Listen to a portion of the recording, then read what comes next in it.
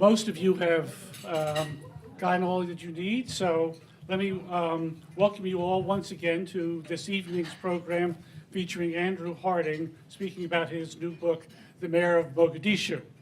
My name is John Morse. I am the president of World Affairs Council of Western Massachusetts. And I want to say first how pleased we are to have Andrew as our speaker tonight. If any of you were fortunate enough to hear the interview with Andrew on NPR's Morning Edition a few weeks ago, you know what an absolutely fascinating story he has to tell tonight. And as for the rest of you, I will just say you are in for a treat. You didn't know you were going to hear about Tarzan, but you are.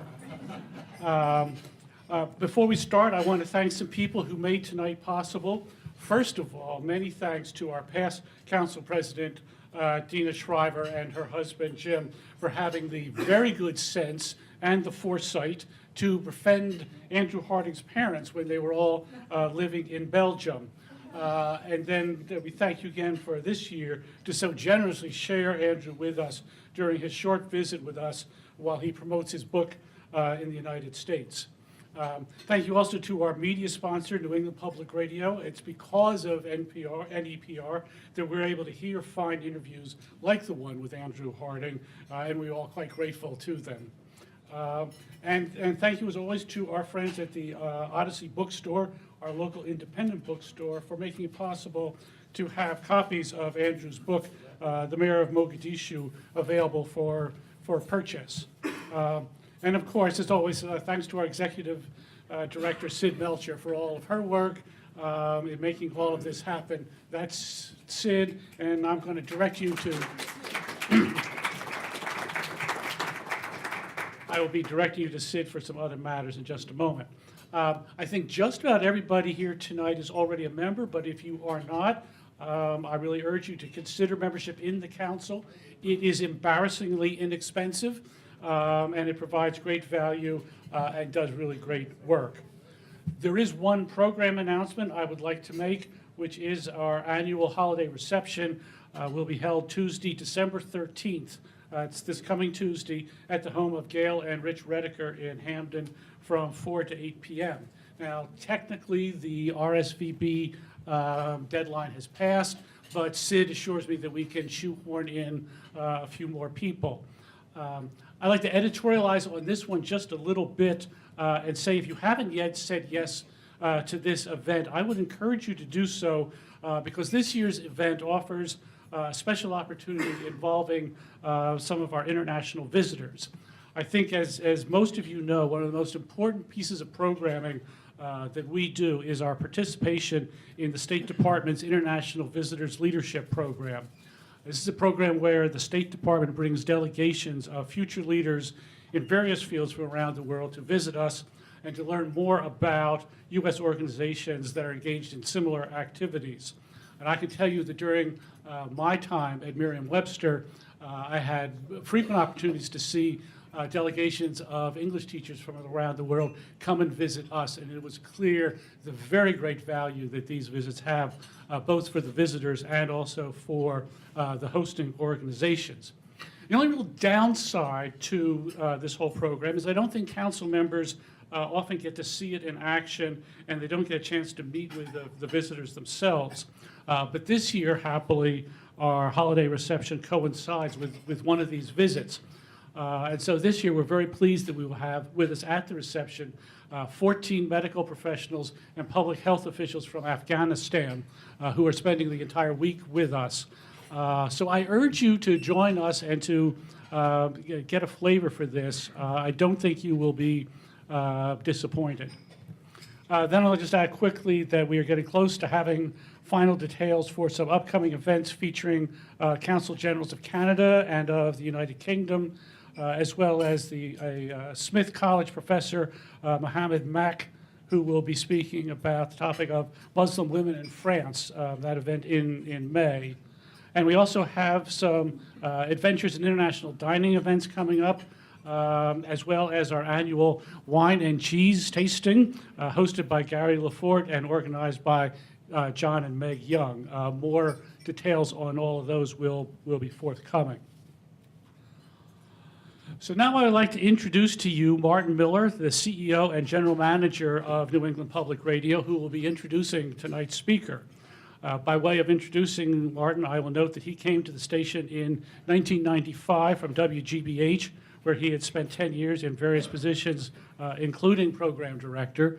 So he has now been with us here for a 20-plus year leadership in Western Massachusetts. And Martin, having just finished my 20th year in a post like yours, my hat is off to you.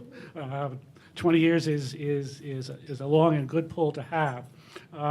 Under his leadership, much has happened to our local public radio station, previously simply known as WFCR. 20 years ago, WFCR broadcast on a single frequency, 88.5. Today, New England Public Radio, which includes NEPR News Network, can be heard on 13 different frequencies throughout the region, including 2 HD channels and streaming on NEPR.net. It's heard throughout all of Western Massachusetts, southern Vermont, and parts of eastern New York and northern Connecticut.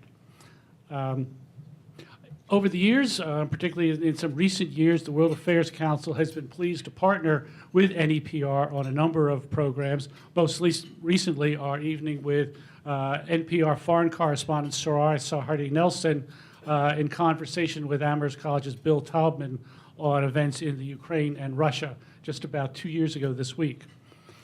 And so with all that, we are absolutely delighted to be collaborating again with NPR once again for tonight's program. And so with that, I give you Martin Miller.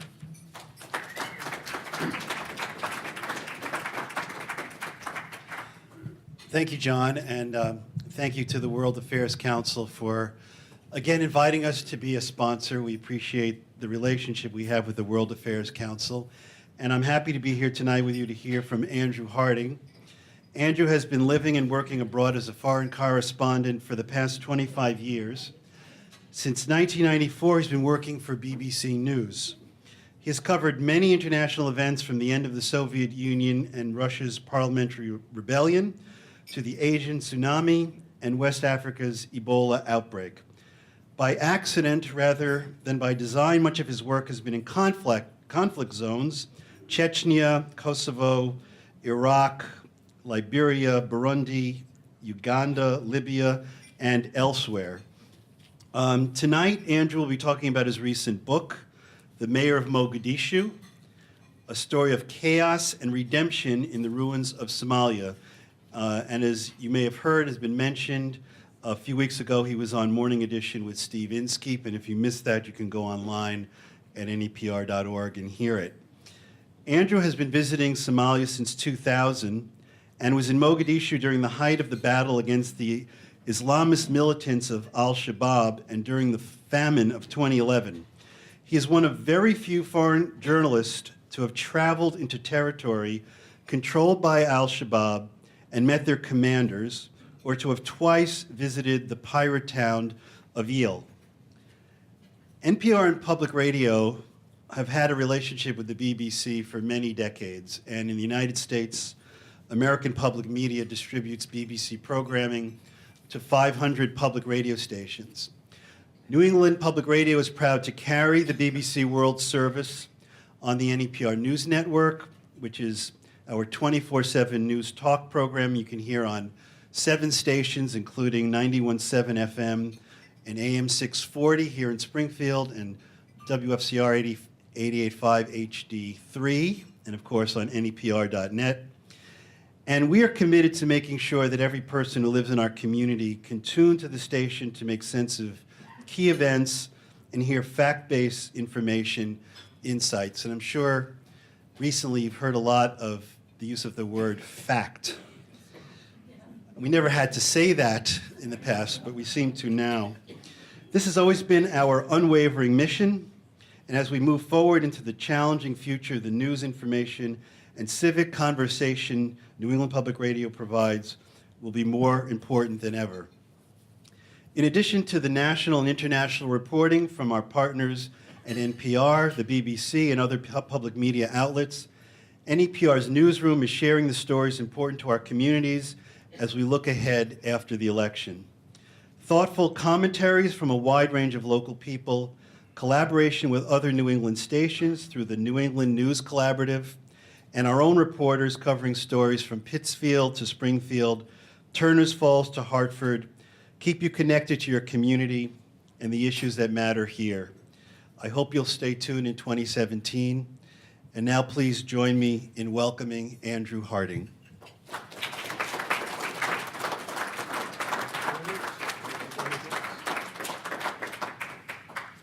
Thank you very much, and thank you for turning out on this very cold evening. 30 years ago, I was at Port Authority bus terminal in New York, and I got on a Greyhound bus. I was heading off to do a Camp America teaching summer camp, and I asked the bus driver if this was the right place to get on for the Poconos. And this evening, that came back to me as I was sitting in Jim and Dina's car, driving in here, and we passed the Basketball Hall of Fame. And I went, oh, that reminds me, Jim, because Jim's a big basketball fan. That reminds me that there's something in my book you might enjoy. There's a chapter that features Kareem Abdul-Jabbar. And he put me right there, and I'll probably pronounce it wrong again later, and we'll get to that, because Kareem Abdul-Jabbar and Oscar Robertson do feature in this book. Surprise, surprise. But let me start in 2010 in Mogadishu, which, for those of you who don't know, is a rather beautiful cosmopolitan port city on the Indian Ocean, just close to the tip of the Horn of Africa. And I was there in 2010 when the city it's had many low ebbs. Well, it's mostly been low ebbs for the past 20 years or so. But 2010 was particularly bad. It was gearing up for a famine, but it was at a time when there was a front line through the middle of the city, a properly dug out front line with Al-Shabaab, these Islamist militants, controlling almost all the city and almost all of Somalia. And right by the beach, with just the center of town under their control, was this new transitional government that had been trying to basically build a bridgehead. They were protected by African Union peacekeepers, thousands of them, and if those African Union peacekeepers had had second thoughts or left, then Al-Shabaab would have taken over the city within minutes. And it was a very noisy city in those days. There were mortar rounds, sniper fire, and basically every second or two you would hear an explosion. It was that kind of place. It felt like what I imagine Stalingrad and what I know Grozny in 1995 was like. And I jumped out of an armored personnel carrier, ran in my flak jacket into Villa Somali, this beautiful old Italian-built colonial pile on the top of the hill in the center of town. And I got into this dark, dark reception room, and there were about a dozen men and women from the diaspora, almost entirely. They'd come back from Minneapolis, from New York, from Stockholm, from London, to take jobs in this new government. Except that they wasn't really a government. It was an imaginary government, if you like. It was an expression of intent, of hope. They didn't have any budget of their own. They didn't have any territory to control. And they all looked terrified, with good reason, because they all had targets on their backs. Al-Shabaab wanted to kill them. Half the rival clans in the city wanted to kill them. And so they were uncomfortable. They were also quite postured, if you like. They were aware of the dignity of their jobs, even though their jobs were imaginary. So they were juggling these two rather competing visions. And then somebody tapped me on the shoulder and said, "Have you met the mayor yet?" And I said, "No." And I turned round, and there was this man bounding towards me in an open-neck shirt, as if he'd just come in from the beach. Very nice beaches, by the way, in Mogadishu. Lots of sharks, too. And he said, "Hello, I'm Tarzan." And I said, "Hello, Tarzan. I'm the mayor." And he was this larger-than-life, almost comic figure with a big, beautifully cropped grey beard, a bit of his ear missing, and this kind of utter contempt for the idea of cowardice, of danger. He was intensely brave, and it was his hallmark. We walked outside, and I remember thinking, we don't have to go outside to do this interview. But we went outside, and he seemed to grin more with every bomb, every explosion. And as a journalist, of course, it was catnip. You know, this was great. Here was a Somali politician who spoke good English, because he'd just come back from 20 years in London, and in a city where to be a politician was to work in a very dangerous minefield, in a literal and in a figurative sense, where you didn't want to offend. You didn't want to give people more reasons for wanting to kill you. Tarzan was outspoken. He called it as he saw it. That was his thing. He criticized al-Shabaab, which was unusual, to be fair. He criticized al-Shabaab and dared them to kill him. He called them cowards. He criticized everybody else in government, saying they were corrupt, they were lazy. And instead of being an imaginary politician, if you like the others who had nothing to do, Tarzan, as mayor, had a few city blocks in which to make a difference. He had about 3 or 4 square kilometers in a city that had no concept of what it was like to have a government.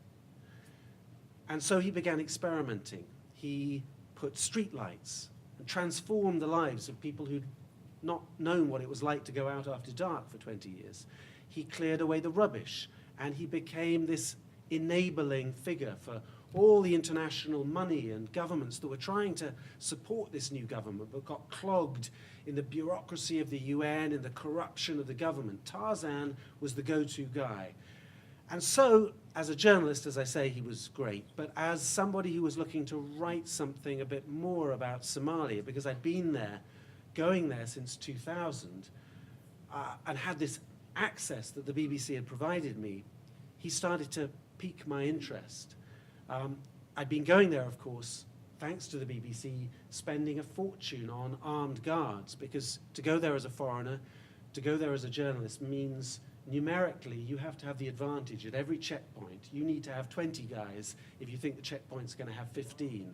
So it's a lot of money to hire a lot of young men in flip-flops with Kalashnikovs in pickup trucks and what they call technicals, which are these Mad Max kind of battle wagons with an anti-aircraft gun or some sort of recoilless rifle soldered, welded onto the back of the truck, and some careening youth kind of waving it around, trying to scare the hell out of whoever might be trying to give you trouble.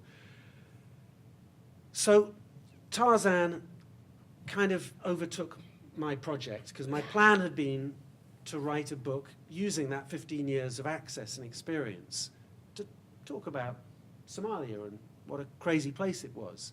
But then, and it really happened one evening, I was sitting with Tarzan and his wife Shamis in just outside on the terrace of their house, just down the hill from Villa Somalia one evening during Ramadan. And we got talking, and I said, so Tarzan, tell me a bit more. Where were you born?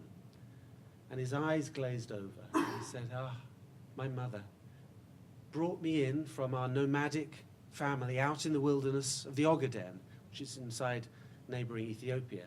She carried me here in her womb. She took me to the San Martino Hospital, which is just down on the beachfront. It's ruined now, an Italian-built hospital. Room 18, he said. I was delivered there by Italian nuns in 1954. And then my mother picked me up and took me back out to the wilderness, to our nomadic life. I said, that's amazing. What a room 18, it's great detail, great story.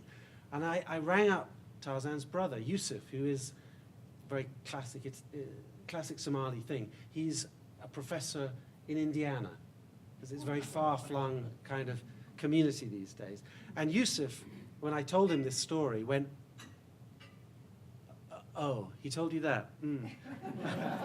Okay, well, another long pause. Well, in Somalia, no one knows exactly where they were born, so I guess he can say what he likes. You know, he didn't want to betray his brother, who was mayor of Mogadishu. And as I began to scrape away and find the truth, I realized that this guy was more interesting than just a cartoonish, good quote merchant for a journalist. Here was somebody who was prepared to lie about the most basic things. And as I dug into it and realized why he was lying, I became intrigued by this character, by the Tarzan. So the truth is, and I don't want to spoil everything, I don't want to give away the whole book, but the truth is that he was born under a tree in the Ogaden. And at the age of about 7, he had, or his mother had, this Sophie's choice kind of moment, because there was a famine, as often happened, and this nomadic family that was roving around their subclan's pasture land, their grazing land with their camels and their sheep, were dying. There was the mother, Tarzan's father, died of starvation perhaps, possibly malaria, and 5 sons were left, all lying on a dried riverbed. And the mother managed to get word, somehow, by passing relative perhaps, to an aunt in Mogadishu to say help. And the aunt came after a week or so to help out. And she said, all right, I'll take 2 sons off your hands to lighten the load. I'll take the oldest 2. And the mother went, no, please, leave the oldest, because without him, he's the only one tall enough to control the camels. So she took the next 2, which were Tarzan and Yusuf, and took them to Mogadishu. And in both of their memories, although they don't remember much of it, it was a kind of liberating moment. This was the moment their lives changed. They weren't destined to be nomadic herds boys. Yusuf was kept at his aunt's, and Tarzan was dropped off at a rather Dickensian orphanage, which is where he got his name. It was 1960. It was just as Somalia was becoming independent. It had been an Italian colony. Then, after World War II, it had become a UN protectorate, with the Italians somehow managing to play a role in there still. And Tarzan was this nobody from a small clan at this tough orphanage where everyone seemed to spend all day fighting each other. And Tarzan became a bit of a ruffian, an urchin, and a rebel. And he didn't like the queues for breakfast, the gruel, the Dickensian thing again. So he went back, rather than waiting for an hour in the dark in the morning in the queue for breakfast, he went back to his dormitory and was lying on his bed, rebelling, as he likes to think of it, but just being lazy. He heard a footfall, and he jumped out of the window, swung on a branch of a tree outside, and the teacher, who'd come back to see if anyone was in the dormitory, looked out the window and in the dark saw this scrawny little boy just in his shorts holding onto a tree branch and went, "Hey, Tarzan, get down." And I love that moment, because not only does it give you some idea about Somali culture, where nicknames are everything, and Tarzan grabbed onto that nickname. His real name is Mohamud, and so many variations of Muhammad and Mohamud and so on that people use. They love nicknames. They also cling on to it because it's an intensely oral culture, and it's an incredibly poetic culture. They love their poems, and they here in the United States and in Canada, they love their rap songs as well. They're very active rappers because of that. So Tarzan grabbed onto this name and fought anybody who tried to come up with a different one. But what the name also proves is that this little country, newly independent, before long about to have its democracy crushed by a military coup, this little country knew Tarzan. And the reason they knew Tarzan was because in those days, Mogadishu wasn't the city that we all know, Black Hawk Down, Captain Phillips, pirates, famine, warlords, and the rest of it. It was, as I mentioned earlier, this rather beautiful cosmopolitan city. And it was a city of cinema. It was a city of open-air cinemas. And it was a city where a few years later, when Tarzan had grown up a bit and was about 17, he would walk along the beachfront in the afternoon doing la passeggiata, the Italian phrase for the afternoon stroll, and he'd be arguing with Shamis, soon to be his wife, then his girlfriend, about which cinema they were going to go to and which film they would see. Tarzan was a big Fellini fan, and the Fellini films would come from Rome about 3 months after they come out there. Shamis liked the Hindi films from India, the musicals, and they would often compromise and settle on spaghetti westerns or American westerns. And particularly the most famous character in Mogadishu in those days was a Somali actor called Levan Khalif, who you may know, rightly or wrongly, as Lee Van Cleef. So he'd become Somalified in the culture there. And so they'd argue about which cinema to go to. And Shamis, picture this, Shamis was wearing a miniskirt, high heels, great big bangly earrings, an afro, and the latest fashions that she could find from Italy, which of course is a world away from the hijabs and the very conservative culture that now prevails in Mogadishu and around Somalia. So there were these two wandering along the seafront. And as Tarzan was telling me this story, and as he and his orphanage friends who are now living around the world told me their memories, I realized that what I wanted to do with this book was, of course, not to tell my experiences of 15 years as a journalist, but to tell Tarzan's life story, that his story follows and describes the contours of Somalia. And above all, it celebrates this forgotten history, which all the Somalis that you may see around you here and elsewhere feel to their core that their country, their history has been eradicated. The line was drawn in the sand in 91, 92, when Black Hawk Down happened, the Americans, the UN, pulled out of Mogadishu, pulled out of Somalia, and the world wiped its hands of this country. And they want to bring it back to life. And you see it in their eyes. And I was overwhelmed when I was talking to them and wanted to celebrate the lost Mogadishu in this book, because as well as thinking it's a good yarn, I don't think that you can care for Somalia in a world with so many competing disasters if you don't know where it was going, what its history was, and quite how optimistic and wonderful it was in the 60s and 70s. It wasn't perfect. As I say, there was a military coup. Siad Barre, this general, took over. But I shouldn't go on too much longer, and I hope some of you will want to ask questions, but I have one last image from the book, and it's actually in the photos in the book. And I tweeted a picture of it a few weeks ago, and some Somalis took offense, but most, I think, understood what I was getting at. And I said, "Meet the Kardashians of Mogadishu, 1974." And this was Shamis and her girlfriends out in the wilderness on a huge mass education campaign that took place in 1974 because Siad Barre, the dictator, had decided that this oral culture, which had never had its own alphabet, should have its script, should have an alphabet and a proper way of writing Somali, because until then they'd borrowed Arabic or Italian or whatever.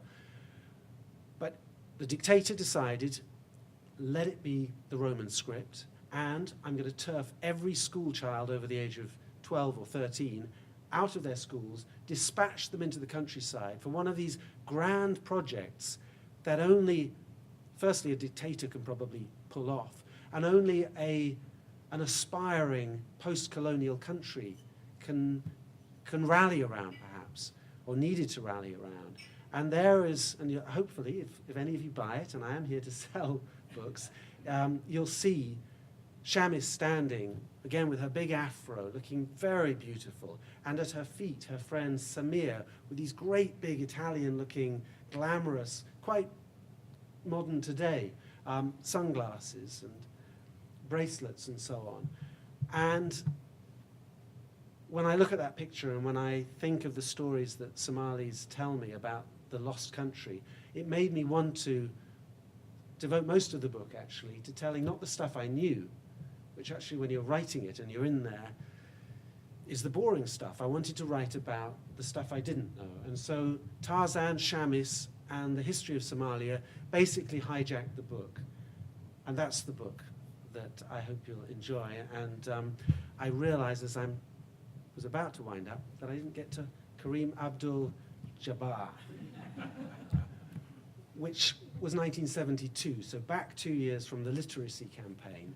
Tarzan was a basketball player. It suited him. He wasn't big, but he was fearless and aggressive.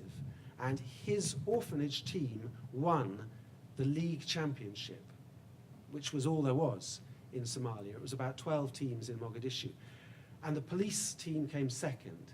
And at the airport one day, Kareem Abdul-Jabbar and Oscar Robertson showed up, the Big O, the two preeminent basketball players of the time, of ever. And they'd come on a trip organized by a guy called Mal Whitfield, who was an American diplomat and former track athlete. And they'd come basically to show post-colonial Africa that black Americans were thinking of them and supporting them, and they come to coach. And they picked on Somalia perhaps by chance. But Kareem Abdul-Jabbar played on the orphanage team with Tarzan, and Oscar Robertson played on the police team. And they had this match that whoever was in Mogadishu at the time came to see, and whoever was there remembers it as this defining moment for their country. It was the moment that they were recognized by the outside world. These two icons had come. But it was also a moment that Tarzan, I think, grew up a bit and realized that the world was going to get messier and messier for him and for Somalia, because the referee, a man called Wish, which means tall, but sounds like a referee's whistle, which I always assumed was why that was his nickname. But Wish had never seen professional American basketball playing. So when Oscar Robertson and Kareem Abdul-Jabbar were bouncing the ball and dribbling it with such skill that it looked like their hands were going underneath it, he kept thinking, they're holding the ball. They're lifting it up. You can't do that. So he kept blowing his whistle. And in the end, he threw Kareem Abdul-Jabbar off, dismissed him, at which point Tarzan, as is his habit, went berserk and was held back by his friends who were trying to contain him from beating up the referee. But it was the end, in a way, of that sort of childhood optimism that Tarzan had, and it was the beginning of Somalia's, I'm sort of over-egging one incident, but that's how it was remembered by a lot of people. It was the beginning of a kind of understanding that Somalia's clans, its politics were going to get messier and messier, and it was starting to move towards the situation where by the end of the 80s, everyone who could see into the future could see that things were going downhill. Let me leave it there, but thank you very much.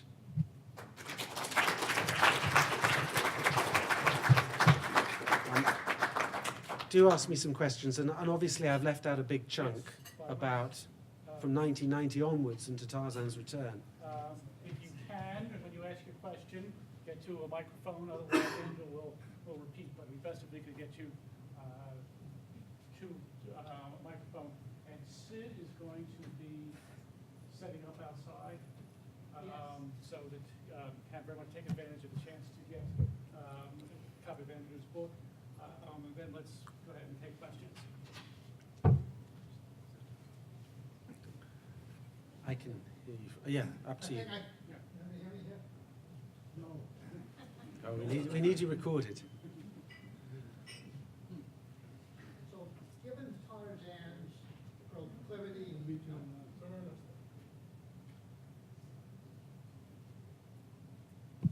is that it? Yep. Given Tarzan's proclivity for telling tall tales about his birth, how did you then distinguish between fact and fiction in his other stories? Tarzan's a very divisive figure these days. He was mayor for 4 years. He's now running for the presidency. And a lot of Somalis come up and jab me in the chest, well, a couple of them who I know better, and going, how dare you write about that scumbag? how dare you suggest that he represents the best of our country? And I say, well, first of all, I don't want to write a book about some hero, because I don't think that's an honest representation of what Somalia has been through, and that's what I wanted to capture. And secondly, I get that he's divisive, and he's been accused of all sorts of things as mayor, of corruption, of murder, and all the rest of it. And I'm not sure how much of it is true.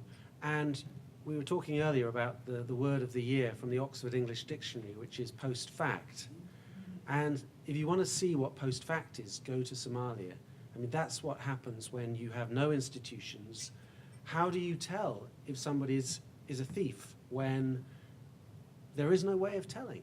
It's one word against another. There is no credible judiciary. Journalists are being killed there more regularly than anywhere else. And it's a very clannish country. The clans, those nomadic family bonds that took over, basically, instead of the centralized government in the 90s, they are the only force that can settle things. And they don't settle things on fact, they settle things on loyalty. That is changing. As I say, there's a presidential election coming up. But one of the hardest things for me to do with Tarzan was to get to the truth. And when people ask me, why did I pick on Tarzan? Why did I write a book about him? The first thing I always say is because he said yes. And the fact that he said yes, to me, is quite surprising, because various ministers, when I launched this book, as I did in Mogadishu itself, at a book fair in August, it's another story, but politicians came up to me and went, what about me? Why are you writing about some guy who's not even in power anymore? And I said, because he said yes. And you know what? He said yes with no preconditions. He hasn't even finished reading the book, as far as I know. He gave it to Yusuf, his brother, who's been incredibly helpful, and said, if Yusuf's happy, I'm happy. And there's a lot of criticism, a lot of dirt on Tarzan, or allegations against him. But Tarzan, as I said before, is brave. That's his most marked characteristic, to have survived in Mogadishu with a target on his back all those years. And he, clearly, it helps him as a politician. All publicity is good publicity. But he's never tried to control it. He's never asked for money. He's never suggested that I change something or I focus on one bit more than another. So for that, I have a lot of respect for him. I suspect if I picked another politician, almost anywhere, they would have come back hard. So what you're getting is my version of something like the truth, and where I don't know the truth, I've tried to explore that as a reality of Somalia, or a reality of a post-fact society.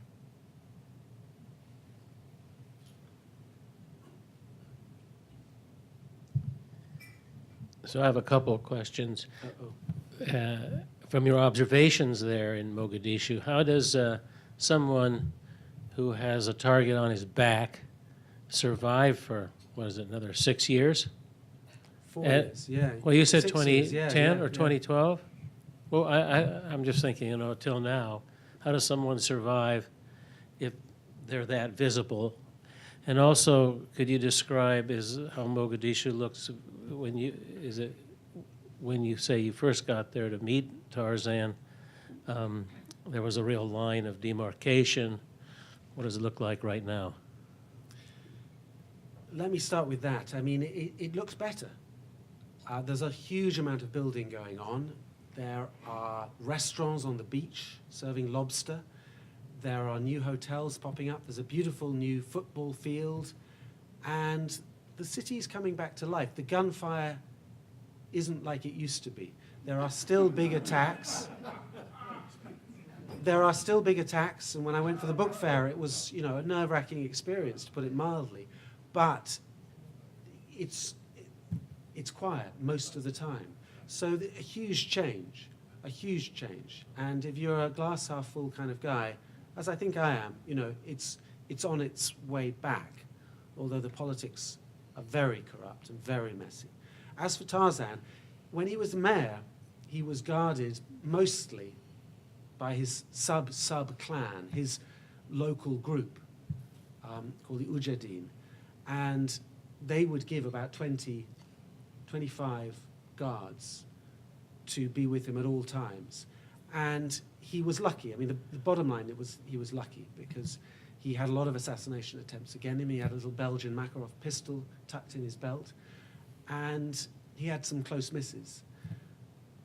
So he was lucky, and I think the problem for him now, and something that's a real issue in politics now, is that he's outside that government bubble.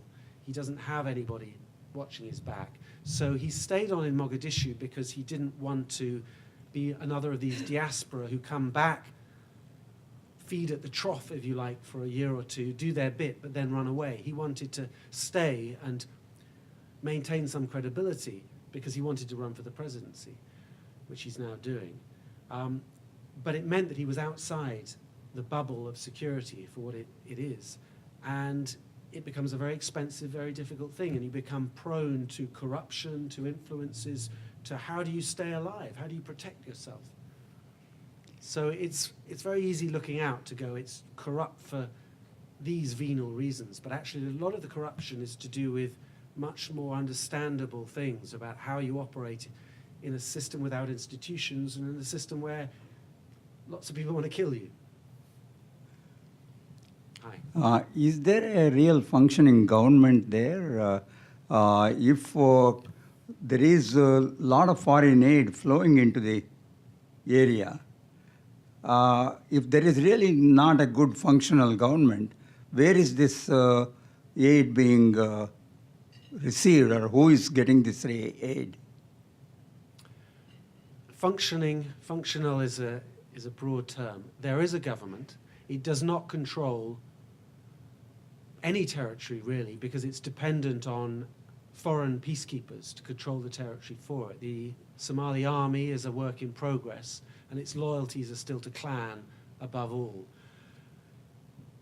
But it is improving, and Somalia is a huge country. It's got the longest coastline in Africa, and we all focus on Mogadishu, but actually there are large parts, those parts that have been left to their own devices, as is often the way, have got along and fixed things and worked out how to get basic services in some places. Whereas it's the place where all the money and all the effort is going that there's much more opportunity, more motive to steal, and therefore things become much more complex. And you're right, a lot of the outside aid, a lot of the outside investment from the UN, from the Americans, from all over the world, has been wasted, has been stolen, has been diverted. Enormous corruption. And that's partly because those people trying to monitor it sit in Nairobi because they're too scared to come to Mogadishu to keep a close eye on things. It's also because, as I was saying, of that whole top-down approach to peacekeeping and country building that we've seen in Iraq and elsewhere. It just doesn't work. You have to deal with al-Shabaab, which is a complex group. There are horrible extremists, but there are also very pragmatic businessmen and fervent nationalist students who are all part of it, and like the Taliban as well. You know, you've got to accept that if you're just going to impose a government from on top and protect it with a foreign peacekeeping organization, you're in for a long, expensive, and almost certainly futile ride. So it's complicated, and I'm not sure whether this government will survive, whether the political process will get to a point of no return in terms of stability. I hope so, but to give you an idea, I was speaking to a friend in New York last week, a Somali diplomat, and he just heard that one MP's position in the new government, in the new parliament, which is just in the process of being finalized, had been sold for $1.3 million. That's what you have to pay to get that position. So imagine how those people are going to choose the president. They're not going to choose Tarzan. They're going to choose on clan, and they're going to choose on which investment is going to pay back most successfully, because they've got to recoup their payment. Could you talk about yourself for a minute? I'm particularly interested in what life is really like when you're doing a story like this. The day-to-day experience, how you drive, where you go, how you eat, how you communicate back with the BBC or whoever you're talking with. It must be an amazing experience. Thank you. It's changed. There's no one way to get into Mogadishu. For a while, the only option was to go in with the African Union, to stay at this heavily guarded green zone airport base, and to go out in an armored truck, jump out, interview somebody, jump back in and head back. And it was no way to report. But the alternatives were simply too dangerous. But over time, as journalists, you know, you get to know more people, you live in the area, in the region, you gain contacts. And I remember it was in 2011, 2010, 2011, that I first, well, I used to go in the 2000s, when the warlord era, when there were no outsiders. You'd go in with a particular clan, and their 20 guys with guns from their clan would guard you and put you up in their hotel and would take you to their areas of the town. But they couldn't cross these invisible lines on the street, because suddenly you go around a corner, wrong clan. We can't go there. I went during the famine quite often with a Somali charity, and it was terrifying, because they had just enough guards to keep you safe, but if they wanted to split up and do something else, suddenly the numbers didn't add up. And they were like, well, we'll leave you at the hotel with 5 guards, but just lay low. And it was frankly terrifying. And you do that, and obviously they have very, very good antennae, those who stayed behind, who negotiated, navigated this city for all these years. They know when trouble is coming, or at least they think they do. But I went back, as I say, in August for this book fair, and you know, risk builds up in your mind over the years. And I'd been going for the BBC, I'd been going with a mission. Suddenly I was going to launch my book on my own, and it felt like a slightly self-indulgent, even though I really felt it was the right thing to present my book to Mogadishu first of all, to have the first person to buy it to be a Somali in Mogadishu. But at the same time, I had to fix out my own security.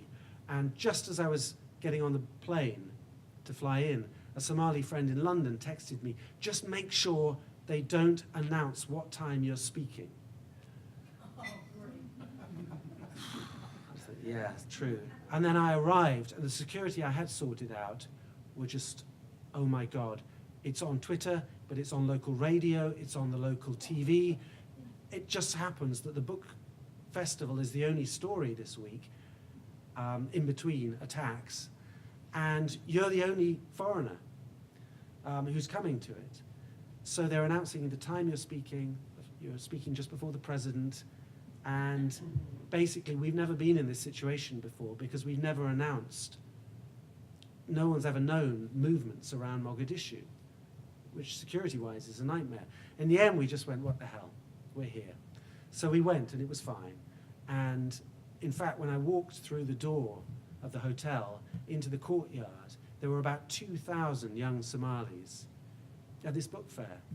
And it was just a glorious moment, and was, you know, so touching. And they were so receptive. They hadn't had a chance to read the book yet, so they weren't in a position to have been offended yet. But the next day, because it was a 3-day book festival, and I went for 2 days. The next day, this young Somali came up to me, brandishing my book. Firstly, he wanted me to sign it, and secondly, he said, on page 194, there's a typo. And he was right. And it felt great. So that's what it's like. It's still an edgy place. You eat well. In fact, I've been staying, I won't give names away, but I've been staying recently on trips at a lodge run by 2 Americans. And we've always said they should do a reality TV show or something, because it's an amazing story, but they can't. But he's ex-military, she's ex-journalist. And they have, for the last 6 or 7 years, been running this guest house with an amazing security system, great food, and a view of the sea. So that's where we've been staying. One more question.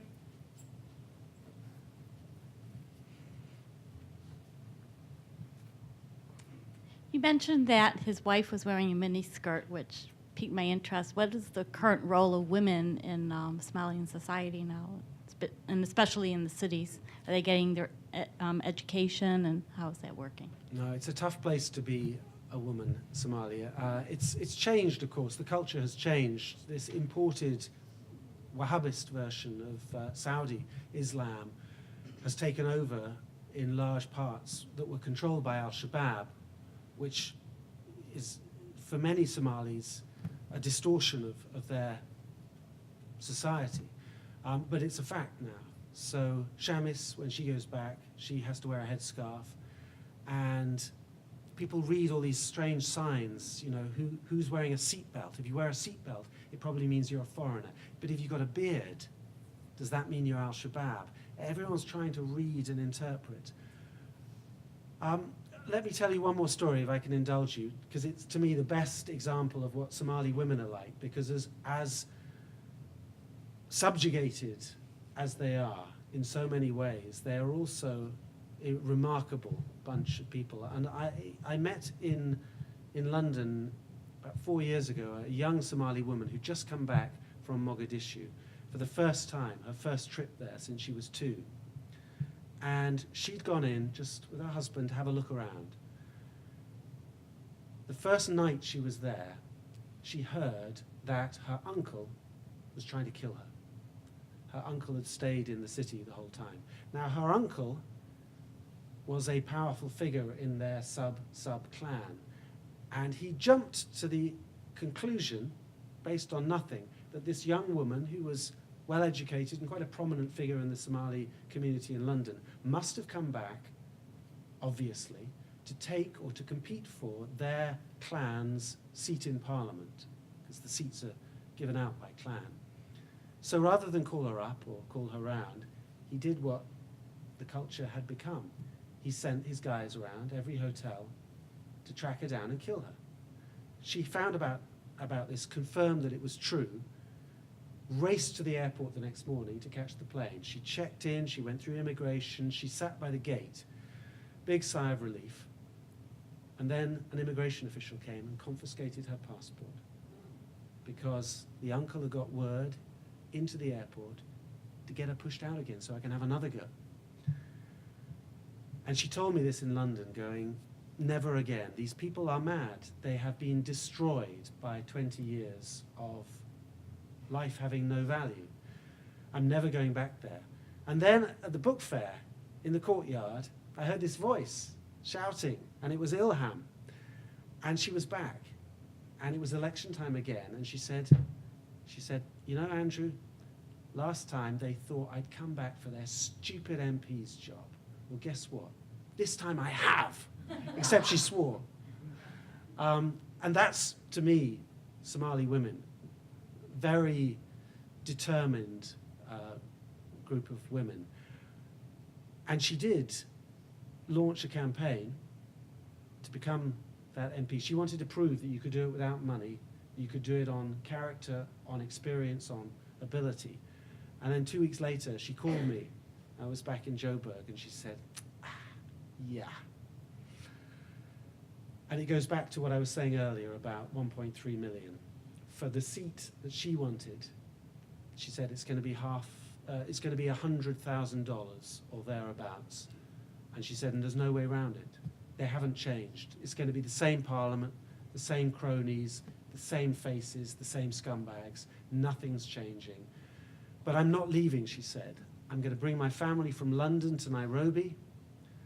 I'm going to get a job with the United Nations, sometimes part of the problem, but at least a perch, a safe perch from which she could reintegrate with politics, and perhaps in the next election, she said. But of course, and it's something I haven't really got into, there is this tension now between the diaspora, with their passports and their money and their education and their opportunities, and those who stayed behind. And there's this real tension at the heart now of Somali politics that is very damaging, because even though it was Somalis in the diaspora, all these Somalis who kept their country alive by sending remittances, which dwarf anything that your government or any other government gave in aid, dwarfed it. The Somalis the diaspora is despised in many ways. It's why did you come back? You come back just to steal the best jobs, to steal the business opportunities, to steal the political elite from us, those who put up with the misery. So there's a real rivalry there, and it's not going to be easily solved. Although I feel that's a gloomy note to end on. But what I did want to say as well, if you'll spare me, is that in these strange political times we're all going through, I think the lesson of the Somali diaspora here and elsewhere, in Kenya, vastly more numbers there, has been a good one to learn from, because actually it's one of the gifts that America and other countries have given, which is that they've supported this community, who may not be entirely welcome back home, but it's their money that's supported Somalia, their salaries that have supported Somalia, and much more than USAID or anything else. And it's those educated Somalis who are now, welcome or not, going back to try and rebuild their country. And Somalia has been through it all. So when you look at Syria now, when you look at Yemen, when you look at all these other potential trouble zones, Somalia is a glimpse into the future of quite how long it takes to fix things, but also about how those strange faces you see on the streets who've come here for shelter can play their role in the future in rebuilding their countries. Thank you.